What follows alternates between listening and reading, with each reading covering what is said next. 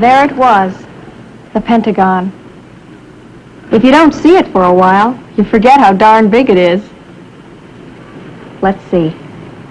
Room 3D247. Well, that's what Karen had said on the phone. The Pentagon. Room 3D247.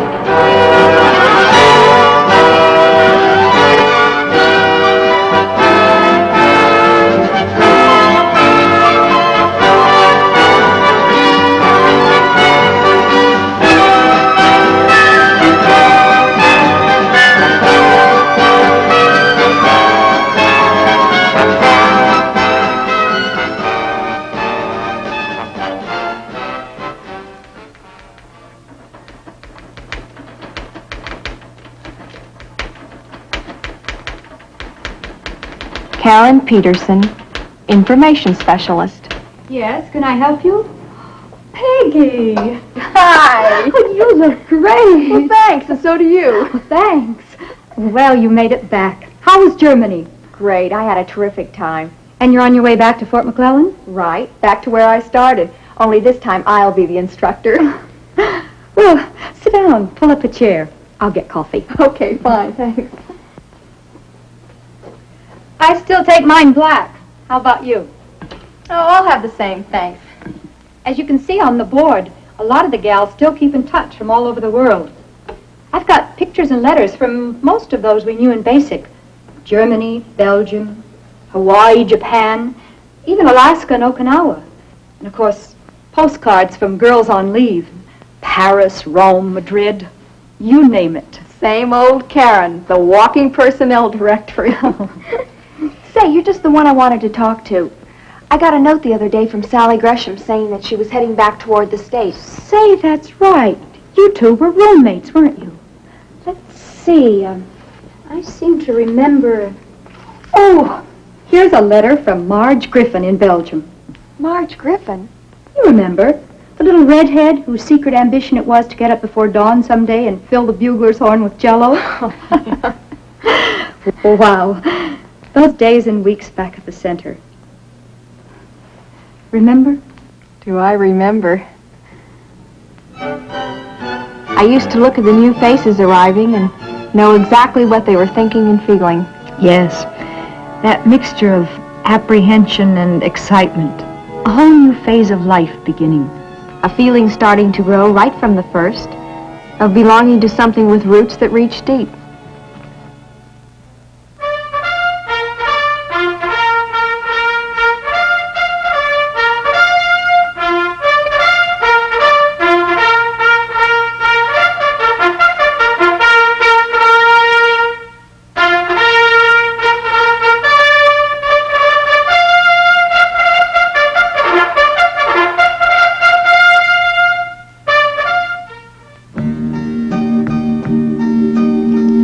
The first night in the barracks. You never realize at the time the lifelong friendships that are begun so casually, right there at the start.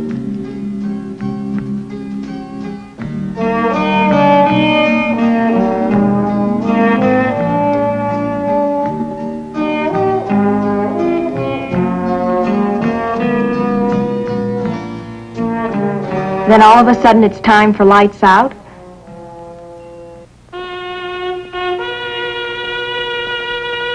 And you're alone again with your thoughts. Hearing the bugle notes. Feeling certain you won't be able to sleep. But you do.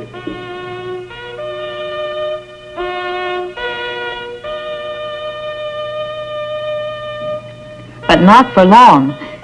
You discover the shortest instant of measurable time.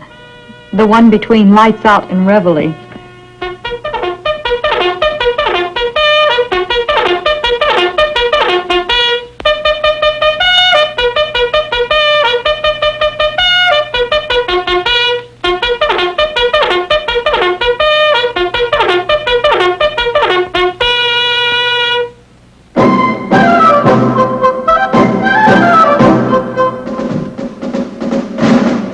Dress right, dress.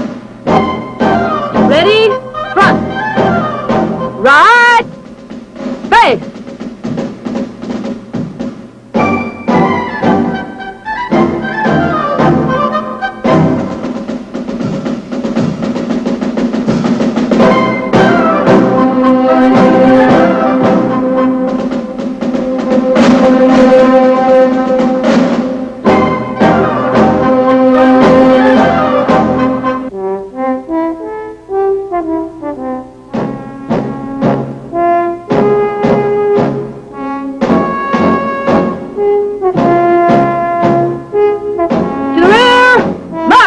That's how it was at first. You felt rushed.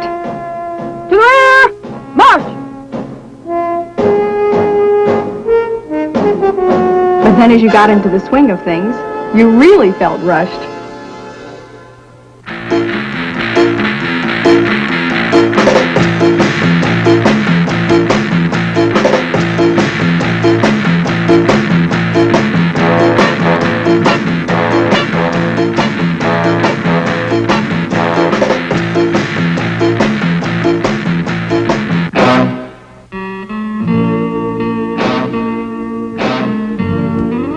But every time, with every group, out of the chaos comes order. And with it, a feeling you're beginning to understand what it's all about. Jody has it all. Jody has it all. Jody's on the ball. Jody's on the ball. Who's got it? Jody's got it. Who's got it? Jody's got it. Sound off. 1, 2, Sound again. 3, 4. Bring it on up. 1 up, 2 up, 3 up, 4 up. Bring it on down now. 1, 2, 3, 4. 1, 2, 3, 4. I think the off-duty memories of those weeks are special, too. Maybe because of all the bustle. Leisure moments seem to move like lazy, quiet sunlight. Hey, listen to the poetic sergeant. But you're right.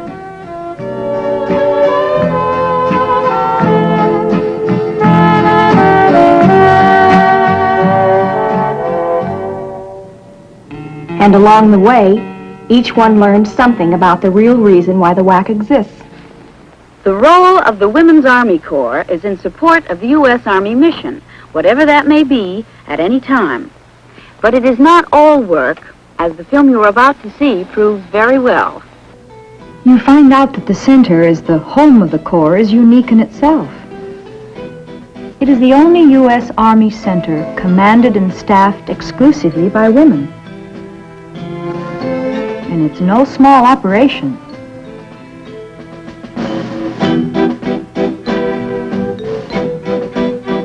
Over recent years, it has turned out more than 4,000 trained WACs a year. And as of now, the rate is up to more than 5,000 a year. At any given moment, the commander of the center is in charge of some 2,000 WACs assigned to duty or in training at the center.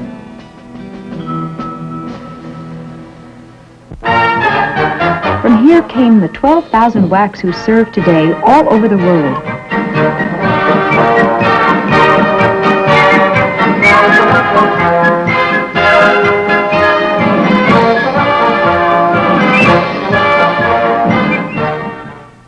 And from here will come the thousands who will serve in the future.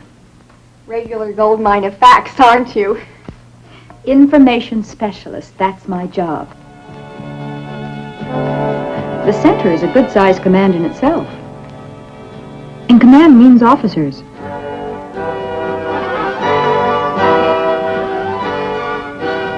A lot of people don't realize that WAC officers are given practical exercises in the operations of major headquarters. In fact, learn to perform the entire gamut of general and special staff functions: personnel, intelligence, operations, logistics, the works.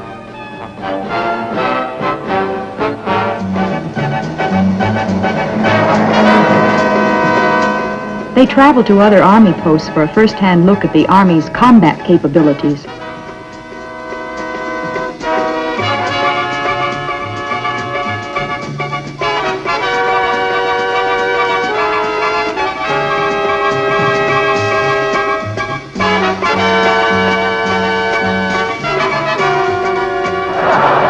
They see for themselves the striking power which makes their army the strongest fighting force in history.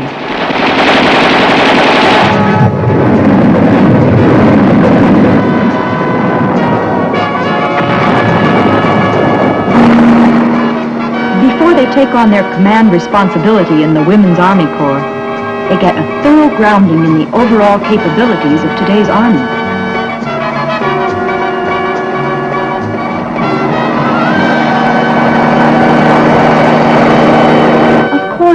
It's not all work. They also face tactical situations which give them a chance to exercise their increased capacity for steady judgment, careful evaluation, and appropriate action. Ah, yes, the responsibilities of command.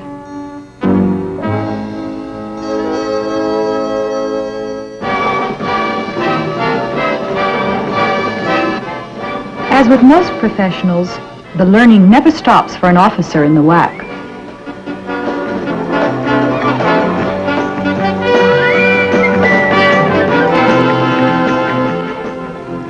As their careers progress, the level of responsibility they may be called on to carry goes up too. The Command and General Staff School at Fort Leavenworth, Kansas, and even the Army War College is often part of their preparation for that advanced responsibility. The Constitution, through the Congress, gives certain authority, which I will refer to as judicial authority, to the military commander. This authority comes to the commander in the form of statutes.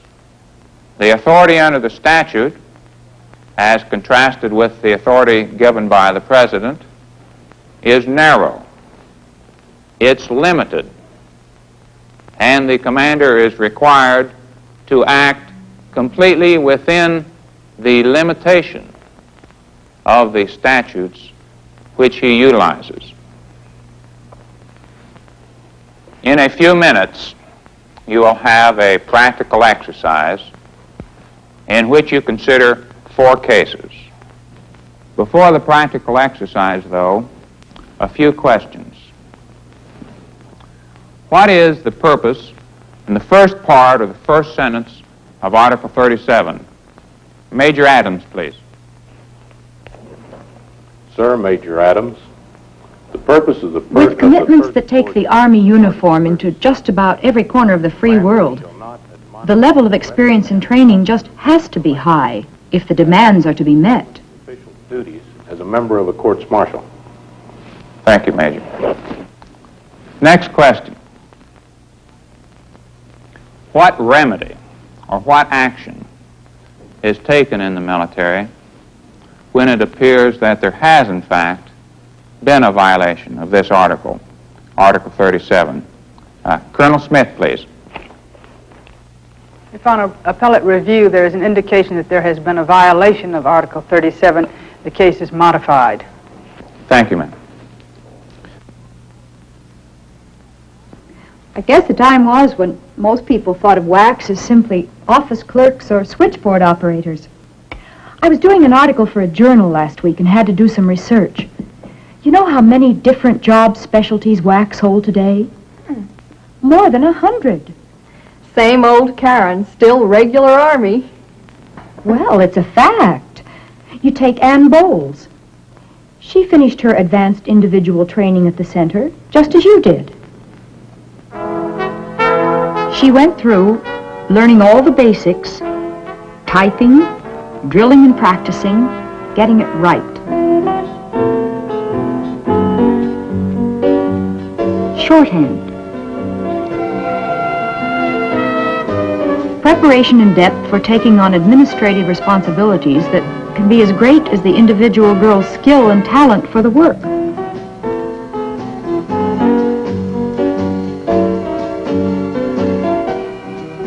I got a letter from Anne last week. Now she's a command staff secretary at the headquarters in Berlin.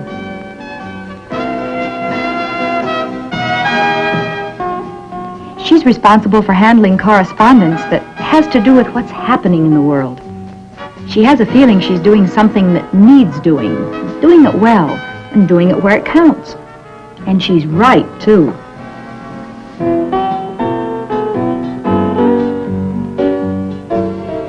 Or take logistics. Most people have no real idea just how huge the movement of supplies and material is, all around the world, to make it possible for the Army to meet its commitments.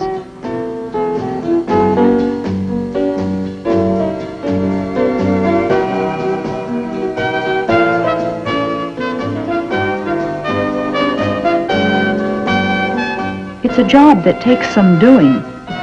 Fran Harper is in West Germany.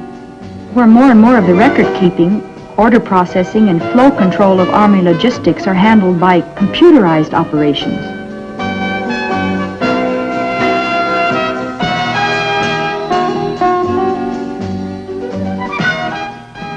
She's assigned as a computer programmer and operator at a center which controls and directs the flow of everything from a bulldozer to a screwdriver, from trucks to overshoes, to weapons and ammunition, to biscuit flour. Actually millions of items during any one month. It's really something. Hey, you don't have to sell me. I'm in, remember? Well, it's just that I'm a little more conscious of all this with all the reading and writing I do in this information job. I mean, take that as an example. This job itself. When I finished basic at the center, I went to information school at Fort Benjamin Harrison. I'd worked on the school paper in high school, but this was a whole new world. We learned interview techniques, news writing,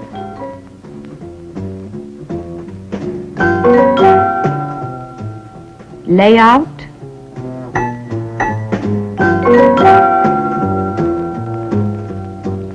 broadcasting,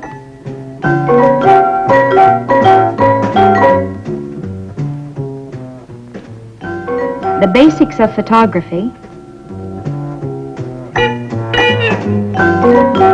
including motion pictures. All the basics and then some.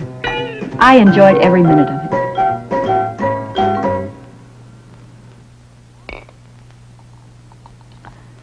All the basics and then some.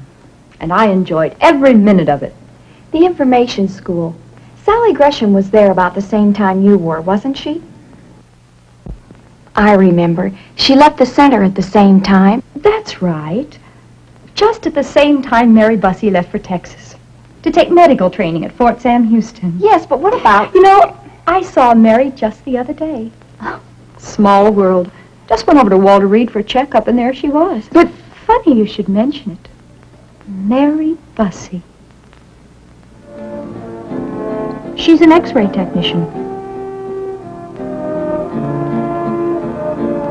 Can you imagine Mary, a medical specialist? She needed help to put a Band-Aid on a blister back in basic, but she had the aptitude and the motivation, and training did the rest.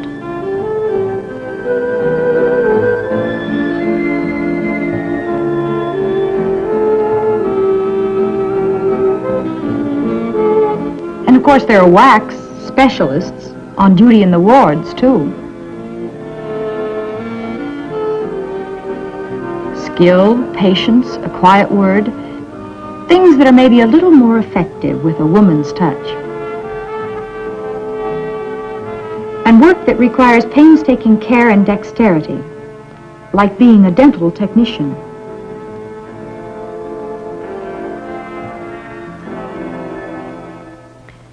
We type and handle switchboards all right, but there's a lot more to it than that. Look, that's wonderful. But what about Sally Gresham? Oh, yes. Say, did she have a brother who was a chopper pilot instructor down at Fort Rucker? Fort Rucker? Right. And you know who's at Fort Rucker right now? Sue Blake. Sue Blake? You remember? The little girl from Mississippi?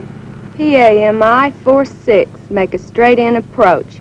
Hanchy's Landing south. She's a specialist assigned to air traffic control, helping coordinate flight operations at a field that has more landings and takeoffs each day than most big commercial airports.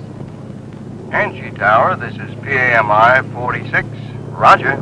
PAMI 46. Contact ground control on 249.4. Hanchy Tower, this is Cowboy 2 over Ozark for landing. Sue Blake. I've got to remember to drop her a line.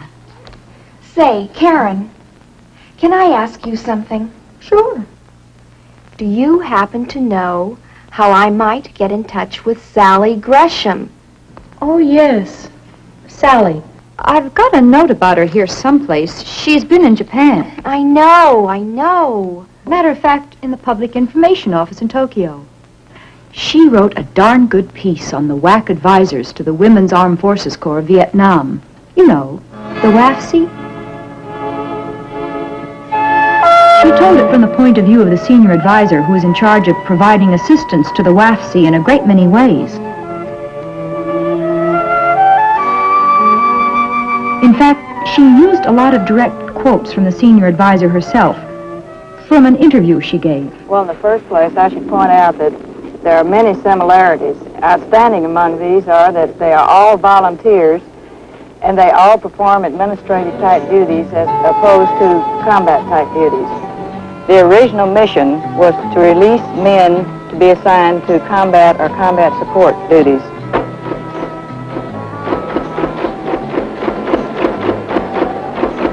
Also, they have Air Force security. Now, the Air Force security are trained at the National Police Academy, and they work with the military guards at the Air Force bases. They do not carry weapons, but they do search the women entering and leaving the installation. In the past, we've had some difficulty in finding enough officers in the WAFC who had the English proficiency which was necessary for the school in the States. We do not anticipate that problem in the future since we do have a number of hours in English in our officer candidate class. The welfare workers are a rather unique area that the WAFCs work in. These women work with the dependents of the soldiers. The Vietnamese allow their dependents to go down to regimental level. And while the soldiers are out on operations, these WAFCs see that the dependents are taken care of. My first major project in Vietnam was to establish an in-country officer candidate school. When they successfully complete the course, they are commissioned as aspirants, which, although we don't have a comparable rank, we might think of it as a third lieutenant. Their next promotion would be to second lieutenant. That story of Sally's really brought out how important this advisory effort is in building an effective equivalent of the WAC for the Vietnamese Army and in cementing relations between our two countries. The same kind of job is being done in Korea, too. Our Women's Army Corps has provided an advisor to the Korean Women's Army Corps since 1956. And you know, the fact that the idea of a Women's Army Corps, or the equivalent, has taken root so well in both these countries shows pretty clearly that the idea is a practical one to start with. That there's a place in the complex of today's armies that can be filled, and filled well, by the particular talents and capabilities of trained and professional women soldiers.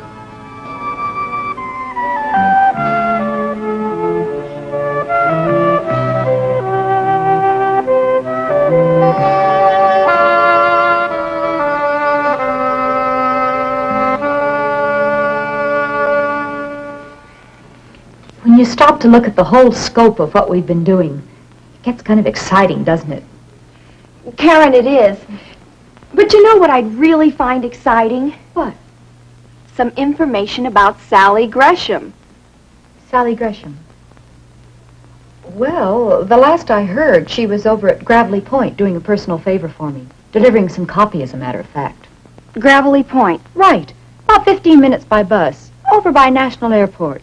You know, Gravelly Point. Well, how do I get there? She's not there now. Well, where is she now? Standing right behind you, trying not to burst out laughing.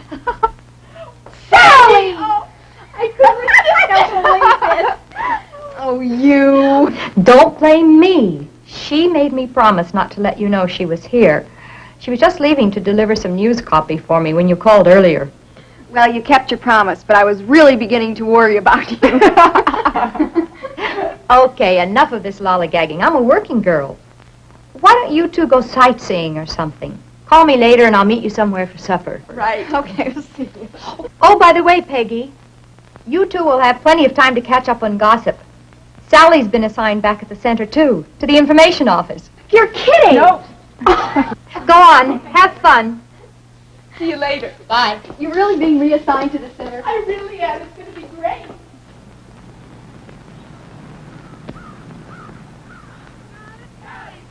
Who's got it? Jody's got it. Sound off. 1, 2, Sound again. 3, 4. Bring it on up. 1 up, 2 up, 3 up, 4 up. Bring it on down now. 1, 2, 3, 4. 1, 2, 3, 4. Left, left, left. 1, 2.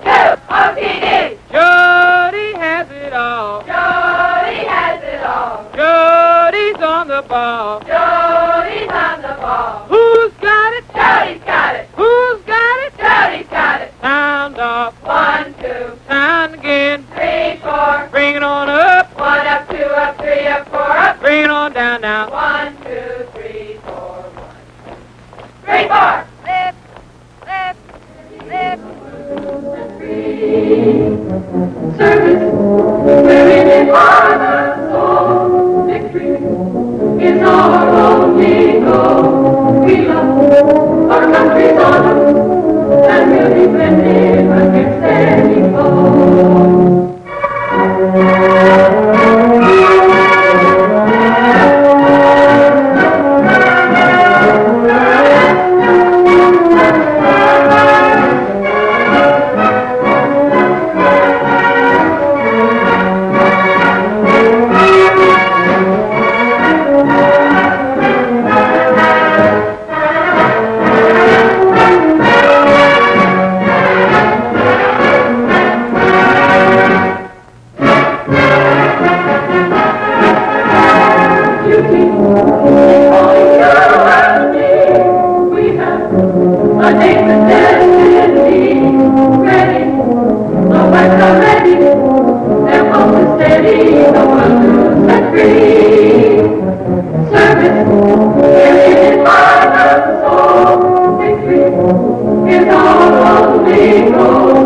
We love our country's honor,